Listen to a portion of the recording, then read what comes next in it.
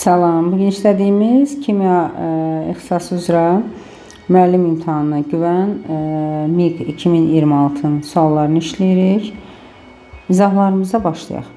Deməli, birinci sualda deyir ki, aşağıda müxtəlif orbitalların örtülmə formaları göstərilmişdir və etilinin polimerləşərək polietilin əmələ gətirməsi prosesi ilə bağlı hansı mülahizələr doğrudur? Birinci biz yazaq, etilinin polimerləşib polietilin əmələ gətirməsinin en qədər, belə yazın, en qədər deməli C2, H4 və buradan da alınır CH2, CH2 en qədər. İndi bu proses üçün doğru olanlara baxacağıq. Birinci sualda deyir ki, birinci variantda proses zamanı molekulda bir nömrəli örtülmədən yaranan rabitə qırılır. Bu pi rabitəsidir, bəli, pi rabitə qırılır. Proses nəticəsində molekulda yalnız 2 və 3 nömrəli örtülmələr qalır. 2 nömrəli örtülmə pp orbitallarının sigma olaraq örtülməsidir. Bu, məsələn, halogen atomlarında ola bilər və yaxud da ki, azot arasında ola bilər. Yəni, bu, belədək, burada ümumiyyətlə belə bir rabitə yox idi və sonra da yoxdur. Ona görə ki, ümumiyyətlə yanlışdır. 2 olan variantların hamısı gedir. Üçüncüyə baxıram, yaranan yeni karbon rabitələri 4 nömrəli örtülmə. Karbon, bəli, hibrid orbitallarının qapanmasına yaranır. Burada da sp3, sp3 olacaq. Yəni, üçüncü ifadə doğrudur. 4 nömrəli deyir. 4 nömrəli, üzr istəyirəm, burada sp3, s-i göstərir. Burada karbon hidrogendir. Yəni, bu yanlış fikirdir. 3 də getdi. Reaksiya nəticəsində qeyri-hibrid orbital sayı azalır. Qeyri-hibrid orbital sayı, belə deyək də, rabitə yaranmada iştirak edən qeyri-hibrid orbital sayı, məsələn, tutaq ki, burada hidrogenin sayı üstəgəl pi rabitənin sayını vurursan 2-yə. Yəni, ümumən, belə deyək ki, 4 üstəgəl 2, 6 dənə. En qədər olanda da 6 en qədər. Amma burada baxsaq, 2, 2, 4, daha başqa da pirabit olmadığına görə elə 4 en qədər, yəni azalma var 6 endən 4 enə, ona görə bu da doğru ifadədir. Deməli, burada 1 ilə 4 doğru oldu, 2 ilə 3 səhv oldu, uyğun cavab C variantı. İkinci sualda reaksiya mühiti soyuq natrium hidroksid məhlulu verib və alınan duzların mol sayı 4-dür. Tam reaksiyaya daxil olan xlor qazının həcmini hesablayın. Xlorun soyuq natrium hidroksid məhlulu ilə olan reaksiyasını yazırıq. Natrixlor O və su şəklində. İndi sıfırdan xlor gəlib mənfi 1-ə və müsbət 1-ə. Burada iyonlar arasındakı fərq 1-dir. Heç birinin də əmsalına görə düşməyəcək. Natrium 2-dir deyə bura 2 yazıram. Oksigen 2 olur, hidrogen 2 olur, su düzəldi. Və alınan duzların mol sayı 1, 1. Yəni 2 mol olanda reaksiya daxil olan xlor deməli 1 moldur. Və cəmi hərəsindən 2 mol, 2 mol. Yəni cəmi 4 mol olanda bu da 2 mol olacaq.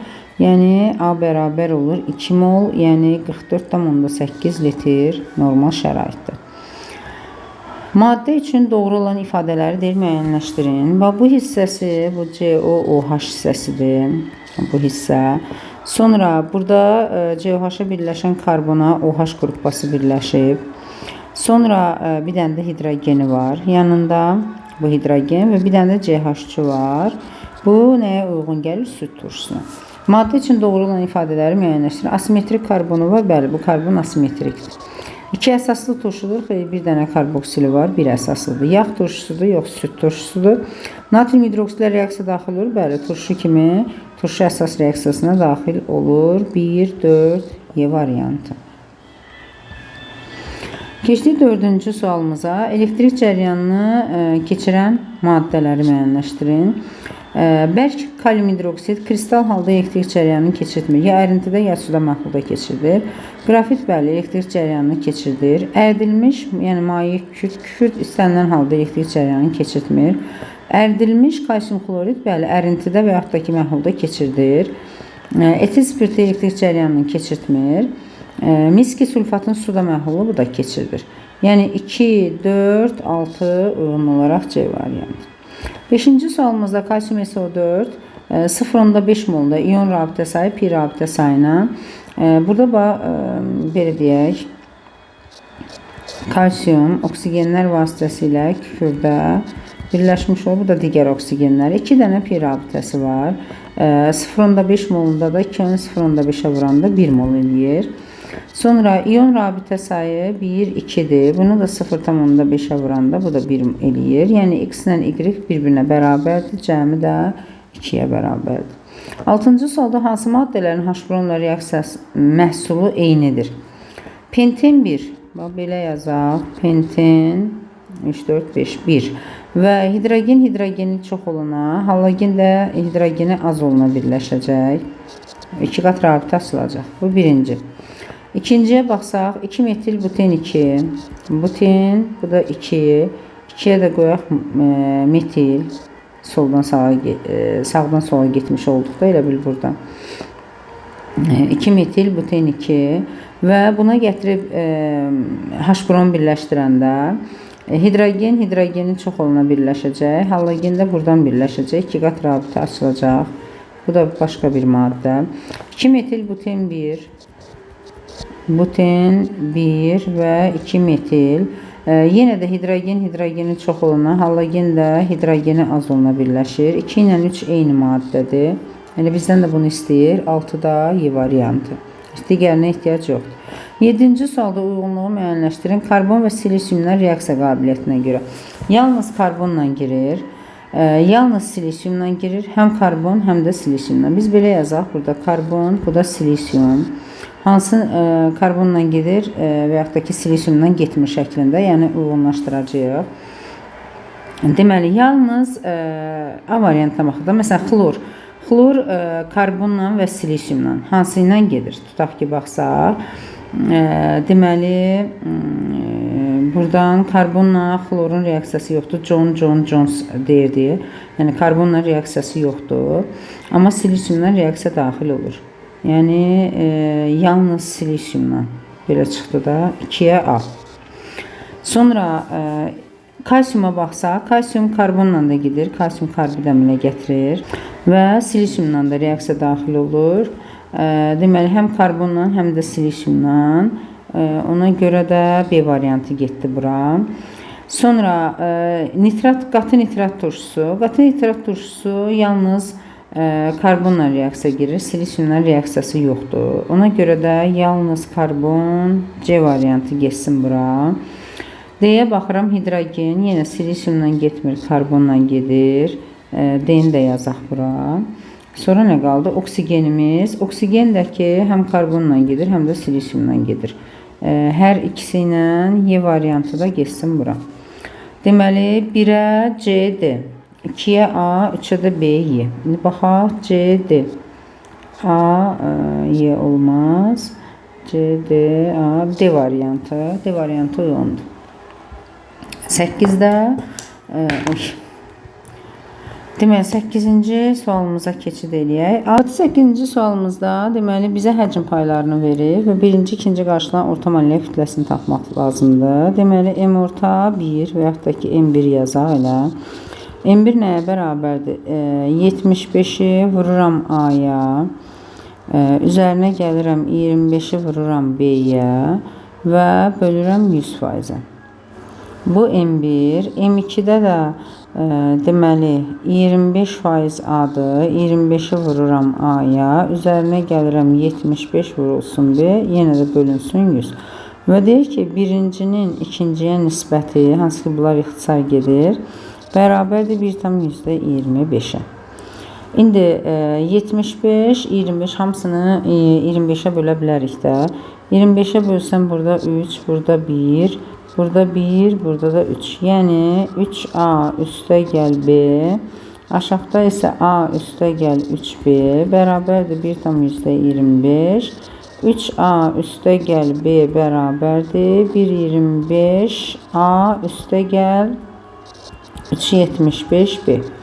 İndi buradan həll eləyək, bu hissələri pozaq.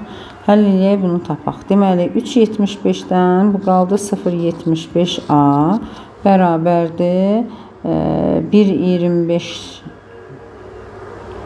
3-dən bir saniyə yox, səhv çıxdı deyəsən. Deməli 3A-dan 1,25-in çıxırsan, 3-dən 1,25 çıxanda burada qalır deməli 1,75. Deməli onda 1,75 A qalır, bərabərdir 3,75B-dən 1-in çıxanda 2,75 B qalmış olur. Və indi buradan da A üstə gəl B bərabərdir 72 olduğuna görə 1,75 A-nın yerinə yazıram. 72 çıxılsın B. Bu da bərabərdir 2,75 B-yə. 1,75-i 72-yə vuranda bu edir 126. 126 da bərabərdir. 1,75 o tərəfə keçəndə toplanır da, minus daxı.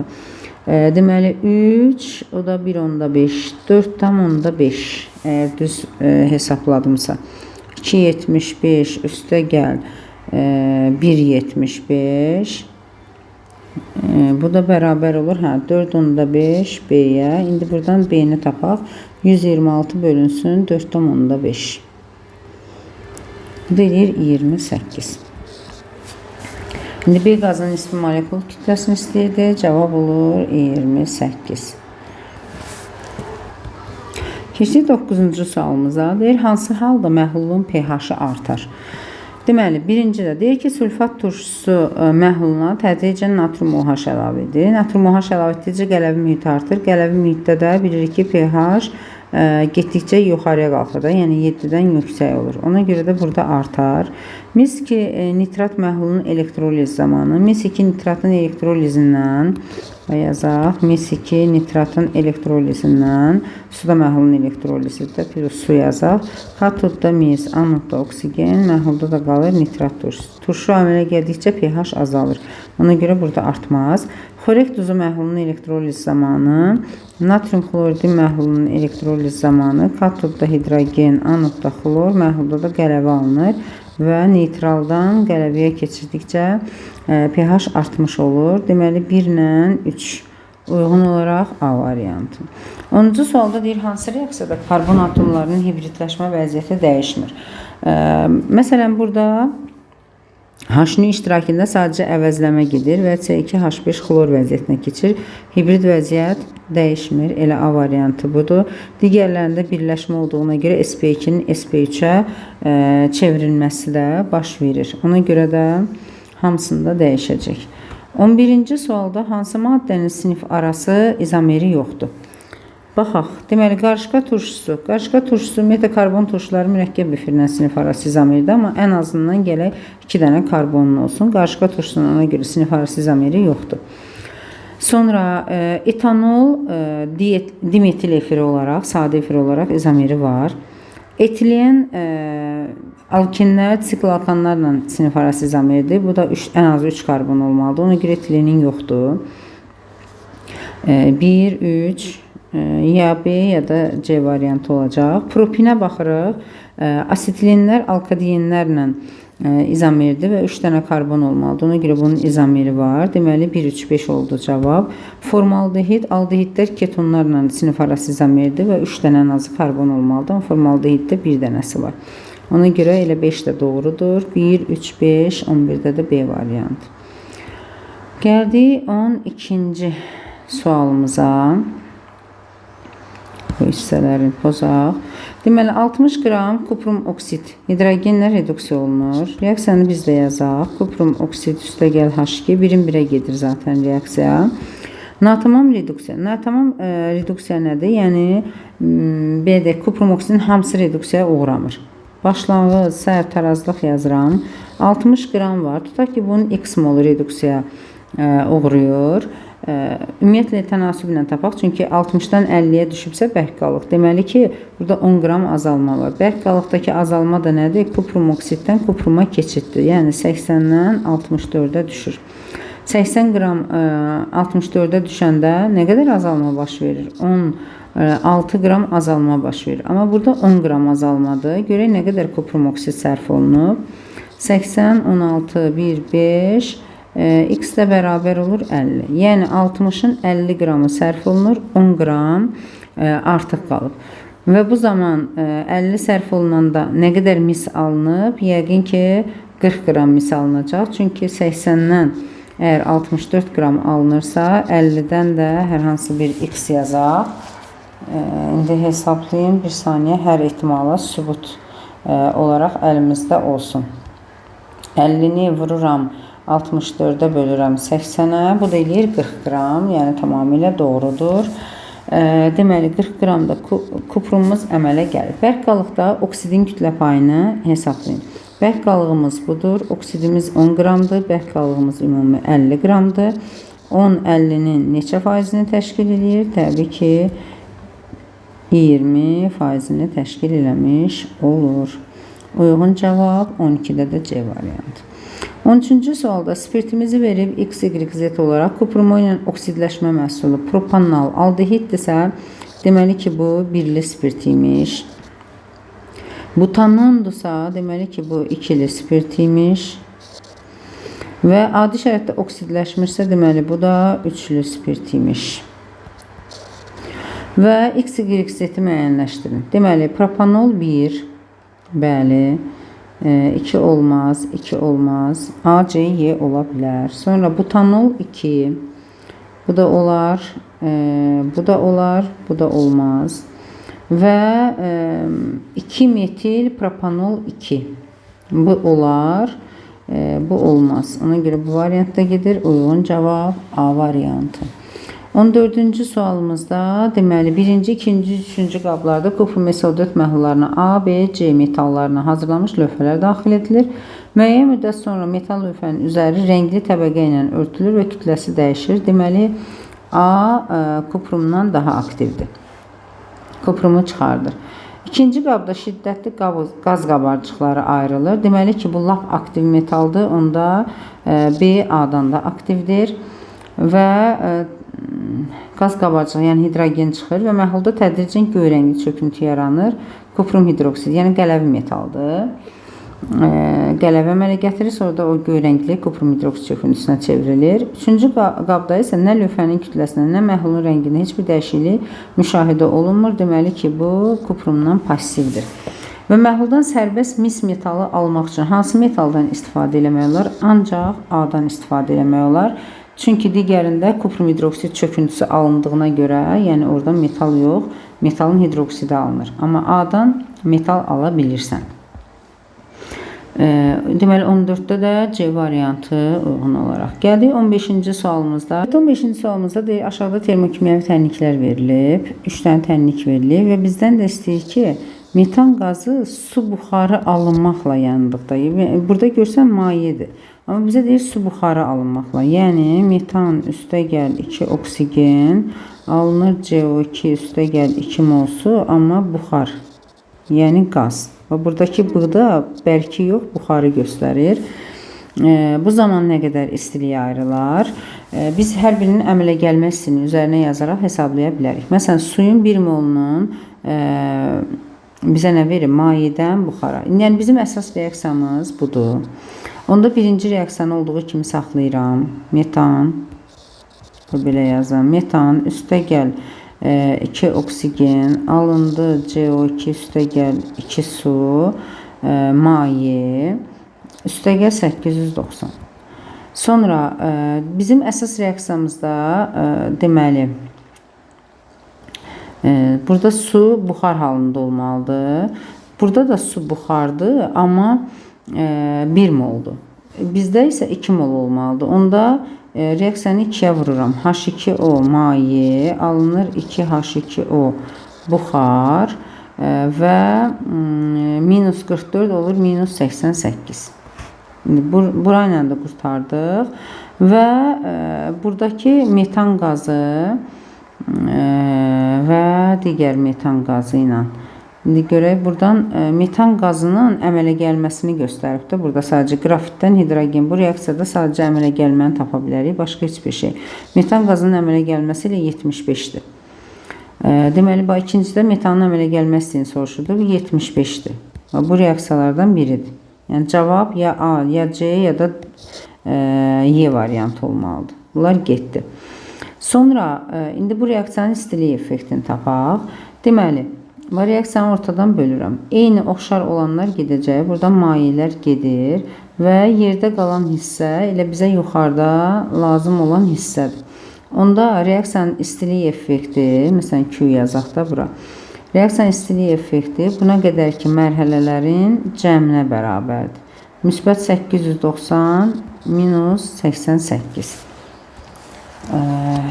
Bir saniyə. Deməli 890-dan çıxıram 88-i. Bu da edir 802. Deməli 1 mol metandan su buxarı alınanda ayrılan istilik 802-dir. Bizə də indi 2 mol verib axı. Onda 802-ni də 2-yə vururam 1604. Yəni uyğun cavab burada C variantı olmuş olur. Keçdik növbəti 16-cı sualımızda. 16-cı sualda deyir ki, qısa iyon tənliyi H müsbət, OH mənfi və su. Yəni ancaq sudan ibarət olan. Məsələn, burada reaksiyanı yazsam, deməli natrium HSO4. Sadəcə burada heç belə deyək ki, bir dənə H ilə OH arasında gedir də reaksiya. Natrium 2SO4 üstə gəl su. Natriumlar gedir, SO4-lər gedir. Yerdə elə bir dənə su qalacaqdır. Çünki çöküntü falan deyil. Ona görə elə birinci variant ödənir. Digərlərinə baxaq. Sink hidroksid bizə OH iyonu verməz. CO2 bizə H müsbət verməz. Burada verir, amma barium SO4 də alınmalıdır su ilə bərabər. Ona görə bu da qısa iyon tənliyində göstərilməlidir. Göstərilməyib deyə bu da olmaz. Natrium hidrokarbonat H xlor. Burada da H müsbət var, amma OH mənfi verəcək bir şey yoxdur. Ona görə bu da olmaz. Elə A variantı doğru variantdır. 17-ci sualda deməli, nitrat turşusu məhlulunun kütləsi 120 qramdır. Kütlə payda 25%. İndi buradan tapıram ki, 120-ni böləcəm 4-ə də 25% o deməkdir. Eləyir 30 qram nitrat turşusu. Və məhlulda əlavə edilən N2O5-in kütləsi də A-dır.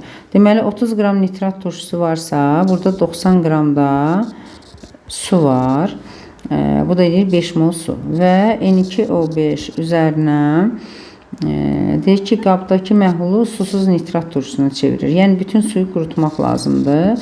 Buradan alınacaq HNO3. Azot 2 dənədir. Bura 2 yazaq. 6, bu da 2. Deməli, düz gəldi. Onda 1 moluna 1 mol su lazımdır. Və bizdə də 5 mol sudsa, deməli 5 mol N2O5 lazımdır. A-nın minimum qiyməti nə qədər olacaq? 108-dirsə, 108-i vuraq 5-ə. 108 vurulsun 5, bu da 540 edir. Uyğun cavab da D variantı. 18-ci sualda, deməli, verilən maddələrdən hansının həm həndəsi, yəni cis-trans, həm də optiki asimetrikliyi var. İndi baxaq, 2 metil penten 2, gələk bunu bir yazaq. 2 metil penten 2. Bu karbon asimetrik ola bilməz, çünki kənarlarından ikisi də eynidir. Bu getdi. B-yə baxıram, 4 metil heksen 2. Penten yazmışdı özdə hələ. Pentan hələ mən yazmışam. Pentenlə heç ümumiyyətlə olmaz. Deməli, 4 metil heksen. Heksen 2-dirsə, bura 3, 4, burada metil yazaq. Deməli, bu karbona baxa bilərik. Bu karbon asimetrik olarmı? Olur kimi görsənir. Çünki CH3, C2H5, hidrogen, bir də buradan propil, nə gedir bu? Propenil radikalı. Yəni 4-ü də fərqli qrupa olduğuna görə burada asimetriklik var. Elə uyğun cavab B-dir. Həm də cis-trans izomerliyi də var. Çünki birinə H, birinə CH3-dür. Bu tərəfdə isə H, bir də bu qrupadır. Yəni hidrogenlərə görə cis və trans izomerlik yaratmaq olur. Ona görə də uyğun cavab elə B variantı. Getdik 19-cu sualımıza. İlkin qarşılığımız natrium karbonat və natrium hidrokarbonatdan ibarətdir. Və ümumi olaraq kütləsi 200 qramdır. Bu sualı deyəsən biz öncəki illərin suallarında da işləmişdik. Natrium karbonat və natrium hidrokarbonat. Buradan qızdırılandan sonra natrium karbonat parçalanmır. Amma buradan natrium karbonat, karbon qazı və su əmələ gəlmiş olur 2 molundan. Kütlə 31% azalma, 200-ün 31%, 100-ə böləndə bu edir 62 qram azalma və azalma CO2 və suya görədir. 44 üstəgəl 18, elə bu da 62 qramdır. Deməli, ilkin qarşıda 2 mol natrium hidrokarbonat olub. Bu da 84 vurulsun 2, 168 qram eləyir. Və yerdə qalan 200-dən 168 çıxanda 32 qramı da natrium karbonatdır. İlkin qarşıda natrium karbonatın kütlə payını tapaq. 32-ni bölürəm 200-ə, vururam 100-ə. Bu da eləyir 16%. Uyğun cavab 19-da Y variantı. 20-ci sualda yenə təkrar suala bənzəyir, amma burada dissosiasiya dərəcələrini verməyib. Sadəcə reaksiya şəklində göstərib. Kalsium ortofosfatın üzərinə H3PO4 gələndə deməli kalium yazıb 2HPO4. Kalium 2HPO4 ola bilər, yəni ümumi şəkildə mümkündür. Yəni tuş duza çevrilir də. Kalium 2HPO4-ün də üzərinə təzədən gələndə H2PO4. Yəni biraz da tuş duza çevrilir. Bu da doğrudur. Amma 3-cü mərhələ artıq doğru deyil. Çünki maksimum tuş vəziyyətdədirsə təzədən tuşun özü ilə reaksiya girib geriyə də qayıda bilməz. Yəni belə bir reaksiya yoxdur. Ona görə yalnız 3 doğru versiya deyil. 21-ci sualda gliserin və glisin üçün eyni olanları müəyyənləşdirin. Gliserin 3 atomlu spirtdir. Hidrogenlərin yazmıram. Amma glisin isə 2 dənə karbonu olan amin turşudur. Və bunlar üçün eyni nə ola bilər? Molekulunda karboksil qrupu var. Gliserində yoxdur. Suda həll olur hər ikisi. Molekulunda 3 karbon atomu var, yalnız gliserinə aiddir. Ona görə də yalnız 2 Y variantı. 22-ci sualda cədvəldə biraz məsələn dalda var. Cədvəldə azot dioksid və azot tetraoksid. Deməli, bax buradan baxaq. Azot dioksid, azot tetraoksid ümumi homogen qaz qarışığıdır. N2O4-ün hamısı NO2-yə çevriləndə buradan da reaksiyanı göstərib. Burada əmsallaşdırmaq lazımdır.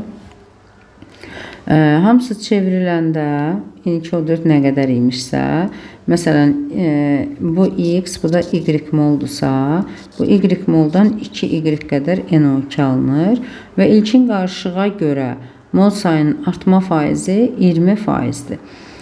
Burada Y qədər artım var. Əgər Y qədər artım 20%-ə bərabərdirsə, mol miqdarı olaraq və onda X ilə Y-in cəmində 100% götürürəm və buradan 5, 1, X plus Y bərabərdir 5Y-ə. Buradan da tapıram ki, X bərabərdir 4Y. Və deyək ki, ilkin qarşıda azot dioksidin kütləsi diazot tetraoksidin kütləsindən neçə dəfə çoxdur? NO2-nin kütləsi deməli 4 vurulsun Y-lər ixtisar gedəcək də. 4 vurulsun 92 demək bilirsən, yoxsa 46. 32 üstə gəl 14, 46. 4 vurulsun 46-dır. N2O4 isə 28 üstə gəl 64. Bu yazın. 28 üstə gəl 64. Bu da 92-dir. Yəni birbaşa yazın. 46, 2, 4-də 2-yə böləndə 2. Deməli 2 dəfə çoxdur. Ona görə də B variantına uyğun olaraq doğru variant götürülür. 23-cü sualda su və amonyak üçün fərqlidir. Hər ikisində oksigen və yaxud da ki, amonyakda azot SPH hibrid vəziyyətindədir. Yəni, bu eynidir. Bizdən fərqlini istəyir.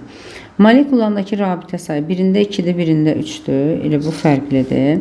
Rabitə əmələ gəlməyə sərf olunan hibrid elektron buludu. Birində 2-dir, birində 3-dür rabitə yaradan. Ona görə bu da səhvdir. Maye fərqlidir. Yəni, maye halda molekul arasında hidrogen rabitənin olması bu hər ikisində var. Ona görə bunu götürmürük. 2 ilə 3 uyğun olaraq D. Gəldik bu tərəzi məsələsinə. Deməli, M qram litium, M qramda kalsium hidrit var. Su da kifayət qədərdir. İndi reaksiyaları yazsaq, litium tam yazmağa ehtiyac yoxdur əslində. Litium 0,5 mol hidrogen ayırır, 1 molu. və kalsium hidridin 1 molu isə 2 mol hidrogen ayırır. Yəni hidridlərdə valentliyi qədər hidrogen ayrılmış olur. Deməli, sən bura 7 qram əlavə eləsən, buradan 1 qram hidrogen ayrılır. M qram əlavə eləsəm isə M bölünsün 7 qram hidrogen ayrılmış olacaq. Bu 1. Sonra gəldik indi kalsium hidridə. Kalsium hidrid 42. 42 qram əlavə eləsəm, buradan 4 qram hidrogen ayrılırsa, M qramdan da buradan 42-ni 4-ə böləndə 10,5. Deməli, M bölünsün 10,5 qram ayrılmış olur ki, bunların cəmi 40. İndi buradan M bölü 7 üzərinə gəlirəm, M bölünsün 10,5 bərabər edirəm 40-a. İndi bunları biz ortaq bir rəqəmə gətirməliyik də. Deməli, bunu vuraq 10,5-ə, bunu da vuraq 7-yə. Yəni, ortaq olaraq 7 vurulsun, 10,5 götürürəm. Yəni, 73,5. 10,5-in üzərinə də 7 gələndə, bu da edir 17,5 M bərabərdir 40-a. Deməli, 40-ı vururam 73,5-ə, bölürəm 17,5-ə. Buradan M-i alıram 168. İndi lityum olan tərəfdə M bölü 7 qram azalma var. Yəni 168 bölünsün 7. Burada 24 qram azalmadır. Digər tərəfdə nə qədərdir? 168 bölünsün 10,5. Yəni 16 qram azalmadır. Birində 24-dür, birində 16-dır. Yəni, məsələn, burada 8 qram daha çox azalma var. Deməli, mən bura 8 qram su əlavə eləsəm, burada da minus 16 olacaq. Yəni, ikisi də tarazlaşacaq. Ona görə daha çox azalma olan tərəfə 8 qram su əlavə etmək lazımdır. A variant. Keçdik növbəti 25-ci sualımıza. Deməli, 25-ci sualda alkil halogenitləri verib. Deyir ki, Y-klorid natriumla reaksiyasına alınan alkan 2,3 dimetil butandır. Deməli, 2,3 dimetil butanı yazaq. Onda bunu simmetrik böləndə Y radikalımız olur izopropil radikalı. Bu Y-imiz. Digər tərəfə pozuram. Sadəcə hələ ki bizə radikallar lazımdır. Sonra X xlorla Y xlor həm normal butan verə bilir, həm 2,3 dimetil butan verə bilir. Bu Y-in təkrarındandır. Çünki 2 dənə müxtəlif olanda Y-lə Y, X-lə X və X-lə Y belə də qarışıq alkanların almaq olur. İndi bu Y-lə Y-dir. Çünki Y-in özündən, təkrarından bu alınırdı. Normal butan, belə yazsaq, burada da simmetriklik var. Deməli ki, bu X-dir. X etil radikaldır, bu hissə. İndi buranı da pozaq. Və X ilə Y-in birləşməsi də onda olmalıdır. Deməli, izopropillə etilin birləşməsi. Bu da 2 metil butan. Yəni, bu aldığımız birləşmə. İndi deyək ki, X, Y radikallarını müəyyənləşdir. Onda X oldu etil, Y-də izopropil. Uyğun cavab B variantı. 26-cı sualımıza gedək. Natrium peroksid karbon qazı ilə buradan alınır natrium karbonat və oksigen qazı. Barium oksid qatı sülfat turşusu. Bizdən bəsit maddələr dediyinə görə bəsitləri yazaq. Natrium karbonat lazım deyil. Deməli, bu oksigendir. Barium peroksidin qatı sülfat turşusunun reaksiyasından azon bəsit maddəsi alınır. Metanın su ilə reaksiyasından da CO hidrogendir. Burada da hidrogen bəsit maddəsi alınır. X, Y, Z olaraq təyin elədik. İndi aşağıdakı reaksiyalardan neçəsi baş verə bilər? Silisium X-lə, yəni oksigenlə, bəli, gedə bilər. Kalium, yod, nədir? Su və azon, yəqin ki. Bəli, deməli, bu da azonun kimyəvi xassələrindədir, yəni bu da gedə bilər. Sonra alüminium Z-lə, Z nədir? Hidrogen, bu getməz. Argentium nədir? Argentium X-lə, oksigenlə getməz. X, Z-lə, X nədir? Oksigen, Z-də hidrogen. Hidrogen, oksigen gedər. Deməli, 3-ü. Ferium, su, bir də X, oksigen. Bu da yəni ki, oksidləşmə prosesidir. Bir ki, hidrogen peroksid katalizator. Hidrogen peroksid iştirakında oksidləşmədir. Yəni, bu da gedir. Ona görə də 1, 2, 3, 4 dənə reaksiyamız getmiş olur. Uyğun cavab D variantı. 27-ci sualda, bu da qəşəng sualdır. Bu hissələri bir pozaq.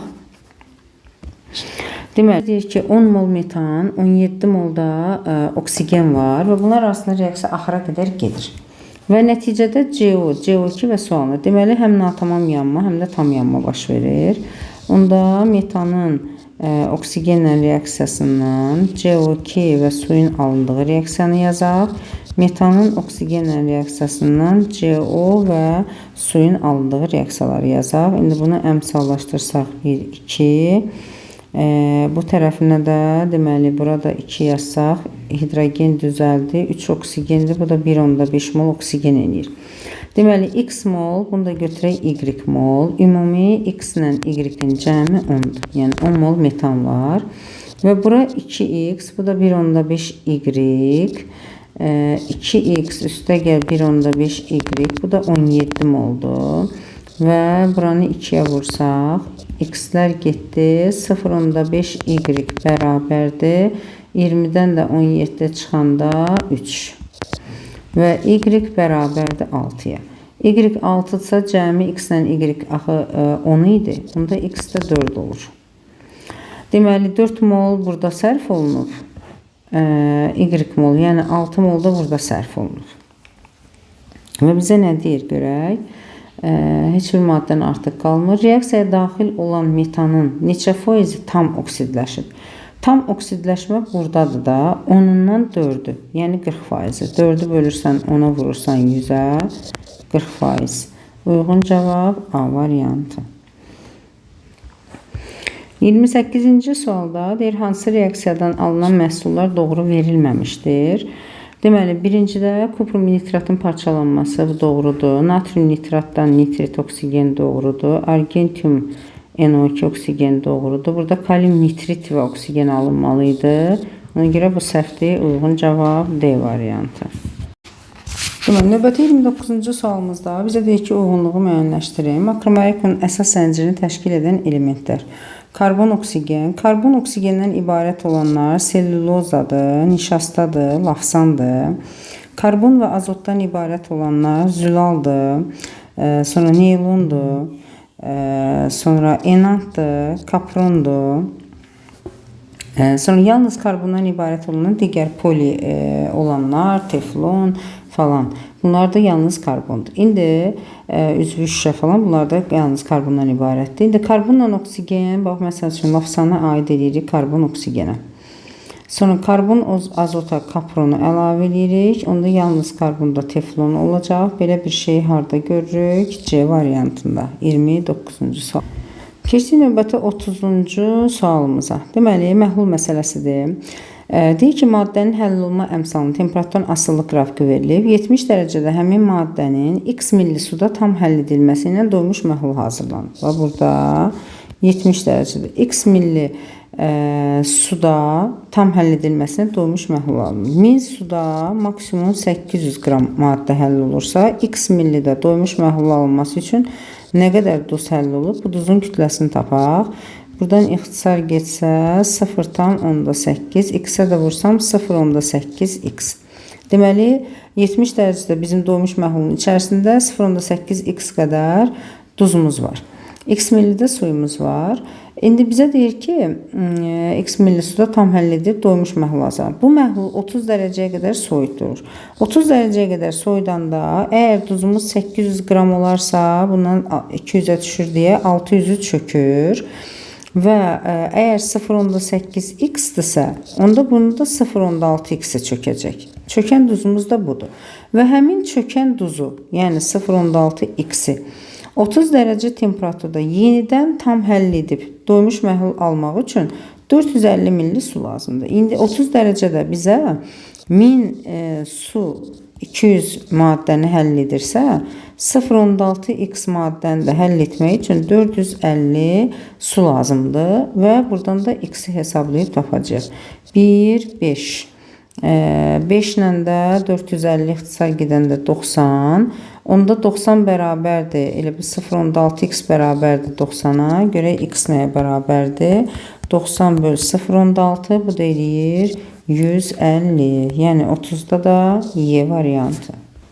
Keçdik növbəti 31-ci sualımıza. Dövrü sistem cədvəli verilir və deyir, dövrü cədvəldə verilən əsas yarımqrup elementlərinin əmələ gətirdiyi hansı birləşmə formulu yanlışdır? X bilirik ki, birinci sıradadır, yəni hidrogendir. X2 Z. Z də düşür 6-cı A yarımqrupuna. Yəni hidrogenlə belə deyək ki, oksigen H2 Z formasında, yəni X2 Z bu doğrudur.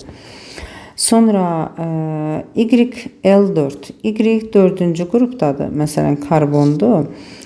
T də ikinci A yarım qrupundadır. Çünki ilk 3 dövr əsas yarım qrupdur da. Bu da sabit olaraq 2 valentlik göstərir. Bu 2, bu da 4 valentlidir. Onda uyğun olaraq Y-dən T, mən hara baxıram? Y-dən L-ə baxmalıyam, üzr istəyirəm.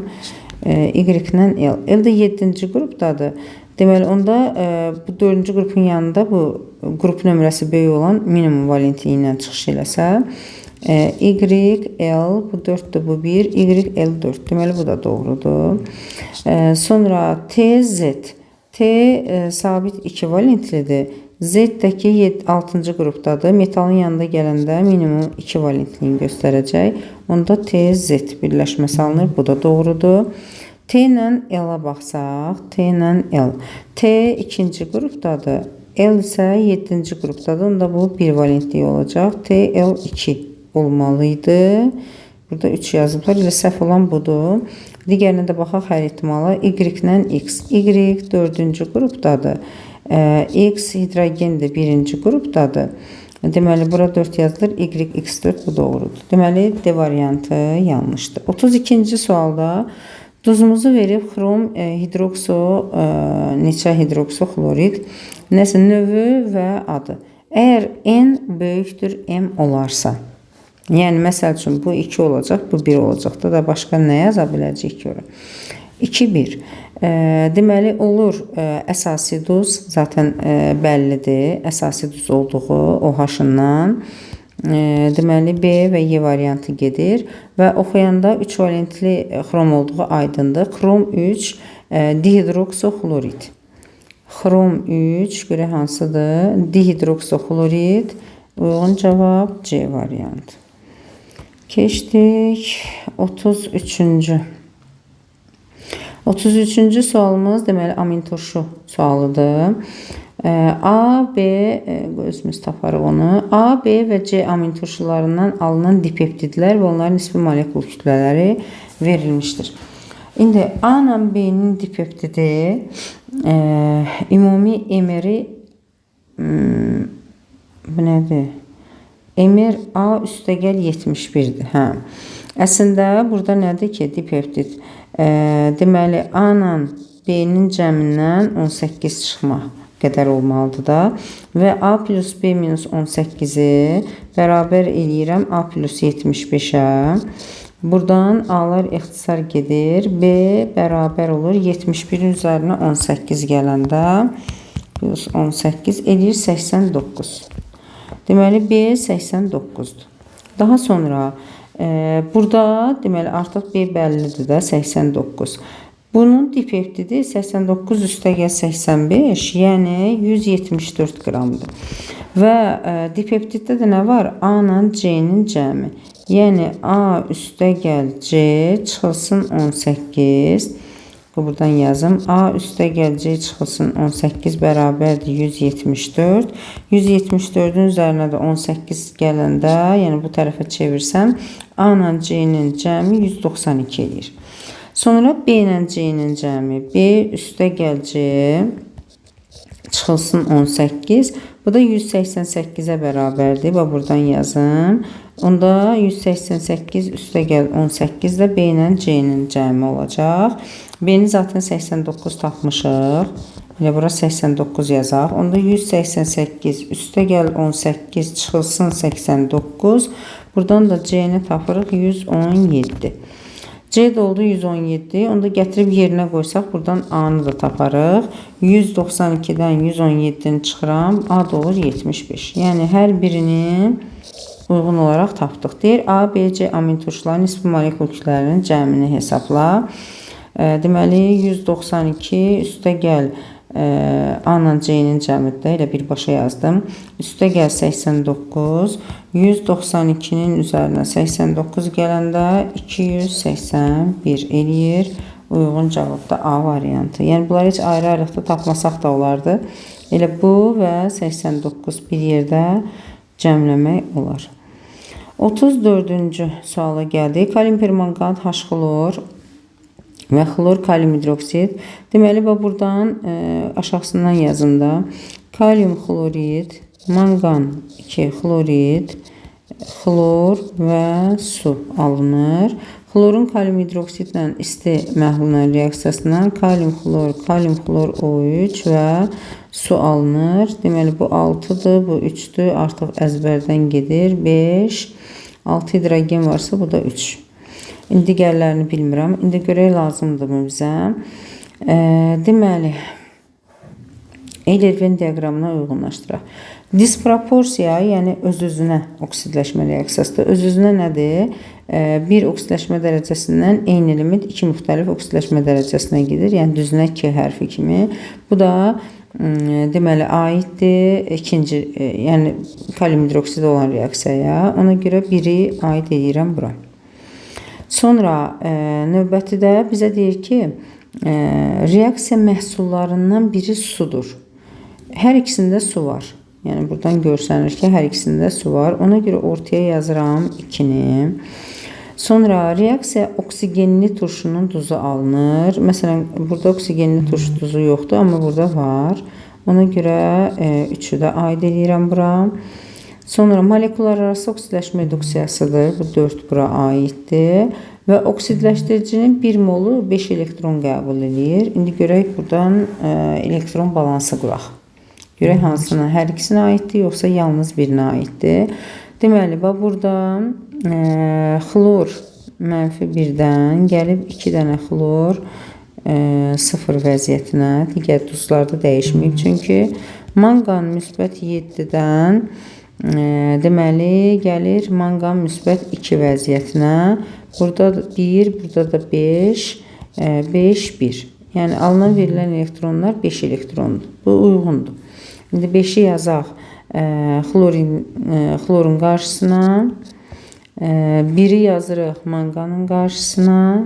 Burada 1 yazaq, onda burada 1 olur. Və 4 oksigenimiz var. Burada 4 yazaq. Ümumi nə qədər xlor oldu? 10, 12, 13 mi oldu? 1 dəqiqə. Bura 5-dir, bura 2-dir.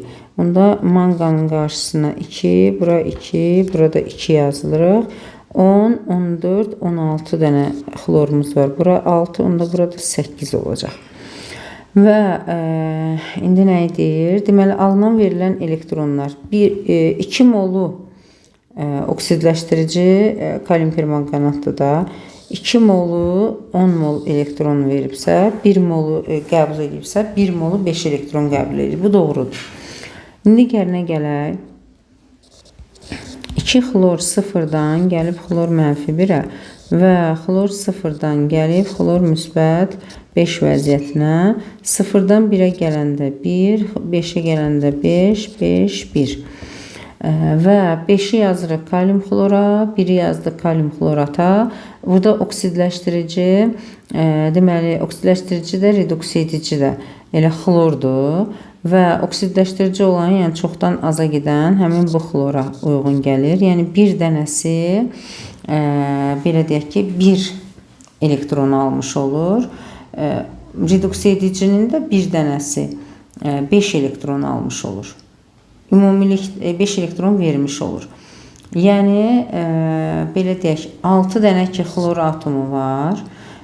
Bundan 5 dənəsi elektronu alıb, 5 dənəsi verib, 1 dənəsi alıb. Ona görə də burada oksidləşdiricinin 1 molu 1 elektron almış olur. Yəni, ümumi alınan verilən elektronlar 5-dir. Sadəcə oksidləşdiricinin 1 molundan söhbət getdiyinə görə elə burada 1 elektron kimi yazırıq. Çünki budur oksidləşdirici. Bir dənəsi 1 elektron alıb. Reduks edicinin bir dənəsi 5 elektron verib. Yəni bu formada. İndi yalnızca onda bura aid oldu da 5. 4, 5, 2 və 1, 3. 4, 5, 2 və 1, 3. Uyğun cavab da burada C variantı. 35-ci sualda deməli kalsium karbonat və natrium xloriddən ibarət qarışıqdır. A qram qarışıq. Və karbonun kütlə payı 1,2%-dir. Bax, kalsium karbonat və natrium xlorid. Deməli, bunlardan ibarət A qram qarışıqdır. Bu X, bu da Y mol olsa. Deməli, kalsium karbonatla natrium xloridin içərisində bir dənə burada karbon var. Bu da 12X qədərdir. Deməli, 12X əgər 1,2%-dirsə, onda A qramım da mənim 100%-ə bərabərdir. Buradan A-nın neçə X olduğunu, yəni bunların ümumi kütləsinin nə qədər olduğunu təyin edək. Və yaxud da kalsium karbonatı da tapmaq olardı. Deməli, indi buradan 12 ilə 1,2 ixtisar gedəcək. Burada qalır 10, burada qaldı 1 və A da nəyə bərabər olur? 1000X-ə. Yəni, ümumi bunların kütləsi 1000X-dir. 1000X-in 100X-i buradadırsa, onda 900X-i də buradadır. Bu 900X, bu da X molu 100X qram. Yəni, ümumi 1000X-dirsə, 900X-i də natrium xlorid olur və deyir ki, qarşıdakı natrium xloridin kütlə payını tap. 900X-in 1000X-ə olan nisbəti vurulsun 100 şəklində yazırsan. 0,1 gedir. Bu da 90%. Uyğun olaraq 35-də də Y variantı. 36-cı suala gəlsək, desən axırıncı səhifə olmalıdır. Alüminiumun kalium hidroksidi məhlulu ilə reaksiya sürətini necə artırmaq olar? Alüminium kalium hidroksid məhlulu ilə reaksiya. Reaksiyanı sürətləndirmək üçün alüminium bərk maddədir. Ona görə alüminiumun xırdalanma dərəcəsini artırmaqla sürətləndirmək olar. İstənilən halda reaksiyanı sürətləndirmək üçün temperaturu artırmaq lazımdır, azaltmaq yox. Ona görə 3-cü variant gedir. Kalium hidroksidin qatılığını artırmaq. Məhlulda bəli, başlanğıc maddənin qatılığını artırsa reaksiya sürətlənəcək. 1, 2, burada da D variantı. 37-ci sualda 37-ci sualı çox müəllimimiz yerinə qoyaraq adətən yazıb, amma rahat yolu da var. Məsələn, bunların hamısını 1 mola gətirək. Tutaq ki, 5 dəfə artırıram. 1 mol yağ olanda 11 tam onda 4-ü vururam 5-ə. Bu 57 mol karbon eləyir. 57 mol karbon. Bu da 5x mol su. Bu da ki, tam hidrogenləşmə sərf olunan hidrogəndə 5y qədər hidrogen. İndi 1 moluna 57 dənə karbonu varsa, bu CH2O, CO, R radikalı, CHO, CO, nəsə bir radikal və CH2O, CO, bu da hansısa bir radikal. R1, R2, R3 yazımda fərqli radikaldır. Sadəcə karbon sayları eynidir. Ancaq karbon atomları eynidir. Ona görə də ümumi 57 dənədən 6-sı buradadır. Qaldı 57 çıxılsın 6. Bunu da 3 yerə bölsəm 17 dənə karbon düşür hər radikala. Deməli ki, bu hamısı C17 şəklindədir. C17-nin maksimumu 35 olur da, maksimumu. Maksimum 35 olanda deməli 105, 5 dənə də hidrogen burada. Maksimum bunun 110 dənə hidrogen olur. İndi alınan suyun mol miqdarı, yəni 5x-i tapıram da elə bil ki. Bizə nə verir burada? Deyir, x ilə y-in fərqi 9,4-dür. Onda bunları da 5 dəfə artırsam, 5x ilə 5y-in fərqi bizə neçə verir? 47-ni verir. Yəni 9,4-ü vurursam 5-ə, bu da 47 verir. Və indi bax, x nədir? Alınan su. Suyun tərkibində hidrogen nə qədərdirsə, onun yarısı qədər su alınır da. Ümumi 110-dan nə qədər hidrogenim çatmır? 5y mol hidrogen, ümumilikdə 10y qədər hidrogen atomu deməkdir. Deməli, 110-dan 10y-in çıxıram. Bu, mənim hazırda Bedim yağın tərkibindəki hidrogendir. Bunu da 2-yə bölüb hidrogenin mol miqdarını, yəni x-i, bu 5x-i tapıram. Bundan da 5y-i, yəni 10 dənə 5y mol deyək də elə. 5y çıxanda bərabər olur nəyə? 47-yə. Belə ki, bu 5x-dir. 5y çıxıram, bərabər edirəm 47-yə. İndi buradan ortaq olaraq bunu 2-yə gətirsəm, deməli bunu vurmalıyım 2-yə. Onda 110 çıxılsın 10y, çıxılsın 5-i də 2-yə vuranda 10y bərabərdir. Ortaq olaraq 2-dirsə 2-ni 47-də vururam 94. Və buradan tapıram ki 110-dan çıxıram 94-ün. 16 bərabərdir 20y-ə, y də bərabər olur 0,8-ə. Y ümumən 5y mol hidrogenimiz çatmır da 1 mol yağda. Çünki bizdən 1 mola uyğun istəyir də, molekulunu istəyir. Yəni ki, bir dənəsini istəyir. İndi bir dənəsinə 5y-dirsə, 5-i vururam 0,8-ə, bu eləyəcək 4 mol. 4 mol hidrogenim çatışmır. 4 mol hidrogende 8 hidrogen atomudur. Bunun maksimumunda 110 hidrogen olmalıdırsa, bunun 8 hidrogen atomu çatmayanda yerdə qalır 102 hidrogen atomu. Yəni yağ molekulunda, bir molekulunda 102 hidrogen var. Yaxud da 1 molunda 102 mol hidrogen var. Ona görə də uyğun cavab B variantı. 39-cu sualda duzlarımızı verib. Bu 0,2 növ qədərdir. Bu da sadəcə növ qədərdir. İndi 0,2 növünün 75%-i dissosiasiya eləyir. Buradan 0,2-ni buradan pozum. 0,2-ni vururam 0,75-ə. Buradan deməli ki 0,15 növ qədər, elə növünü heç yazmayaq, 0,15 qədər alüminium 2 SO4 3 dissosiasiya eləyir və buzdan anionlar. Anion nə qədər alınır? 0,15-ə vurursan 3-ə, 0,45 növ qədər SO4 2 mənfi anion alınmış olur.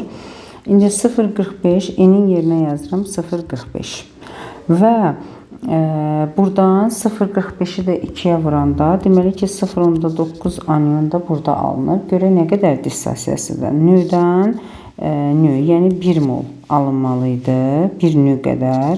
1 növ qədər alınsaydı bu 100% dissosiyası olardı. Amma 0,9 növ qədər alınıb. Deməli ki bu 90% dissosiyasiyadır. Uyğun cavab 39-da da D variantı.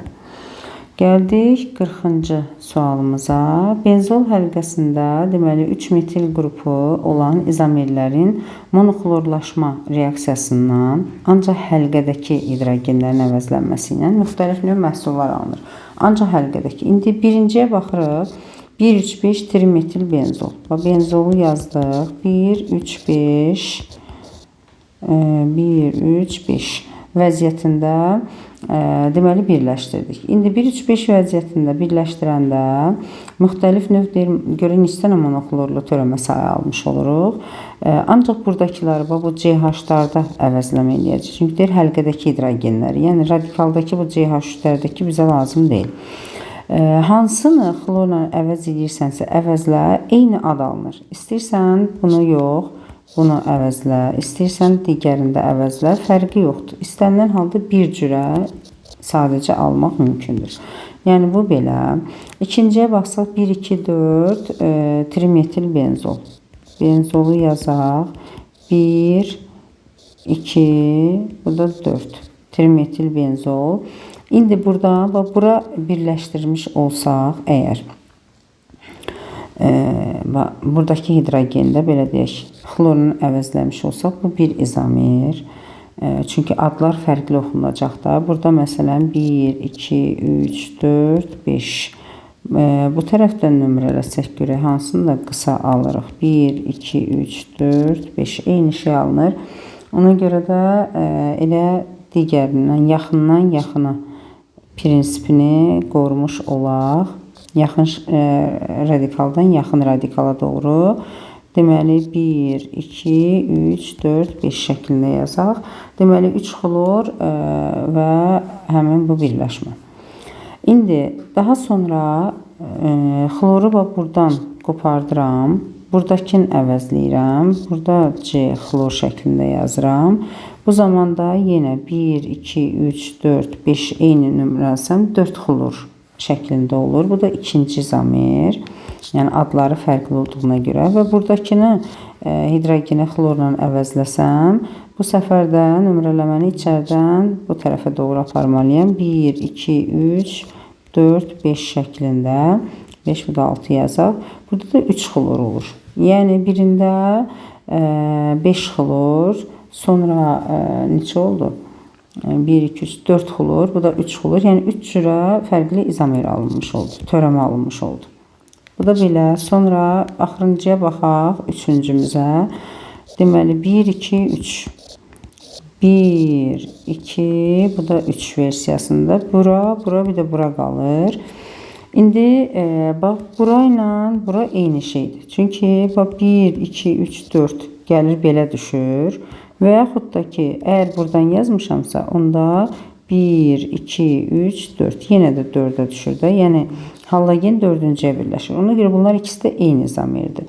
Buradan xloru birləşdirsəm isə bu artıq fərqli izomer olacaq. Yəni ikinci izomer. Deməli buradan da 2 dənə. 1, 3, 2 uyğun olaraq da buradan C variantı.